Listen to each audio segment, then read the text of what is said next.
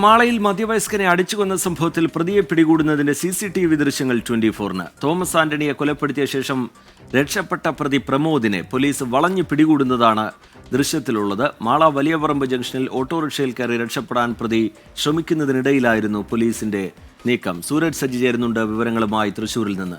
സൂരജ്, ആ ദൃശ്യങ്ങൾ നമുക്ക് കാണാം. എന്താണ് പോലീസ് ഇതുമായി ബന്ധപ്പെട്ട് വിശദീകരിച്ചത്? സൂരജ്, ഇന്ന് വൈകുന്നേരം 5:30-ക്കാണ് നാടിനെ നടുക്കുന്ന കൊലപാതകം ഉണ്ടാകുന്നത്. തോമസ് ആന്റണിയെ പ്രമോദ് അടിച്ചു കൊലപ്പെടുത്തുകയായിരുന്നു. പലക കൊണ്ട് പലതവണ അടിച്ച് 2 കാലുകൾ തല്ലിയൊടിച്ചു, ഒരു കൈ ഒടിച്ചു.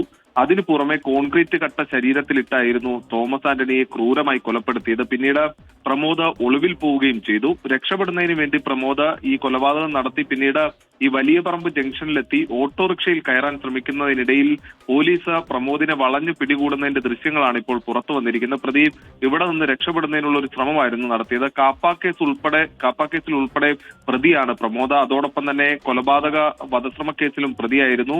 ഏറെക്കാലം തടവിലായിരുന്നു. ജാമ്യത്തിൽ ഇറങ്ങി നടക്കുന്നതിനിടയിലാണ് വീണ്ടും ഈ തോമസ് ആന്റണിയെ കൊലപ്പെടുത്തുന്നതും പിന്നീട് ഒളിവിൽ പോകാൻ ശ്രമിക്കുന്നത്. എന്തായാലും പ്രതിയെ പോലീസ് പിടികൂടുന്നതിന്റെ CCTV ദൃശ്യങ്ങളാണ് ഇപ്പോൾ പുറത്തു വന്നിരിക്കുന്നത്. TK. ശരി, സൂരജ് സജ്ജി വിവരങ്ങൾ നൽകുകയായിരുന്നു തൃശ്ശൂരിൽ നിന്ന്. നാടിനെ നടുക്കിയ കൊലപാതകമാണ് ഉണ്ടായത് മാളയിൽ. മധ്യവയസ്കനെ അടിച്ചുകൊന്ന സംഭവം, അതിലാണ് ഇപ്പോൾ പ്രതിയെ പിടികൂടുന്നതിന്റെ CCTV ദൃശ്യങ്ങൾ 24-ന് ലഭിച്ചിരിക്കുന്നത്.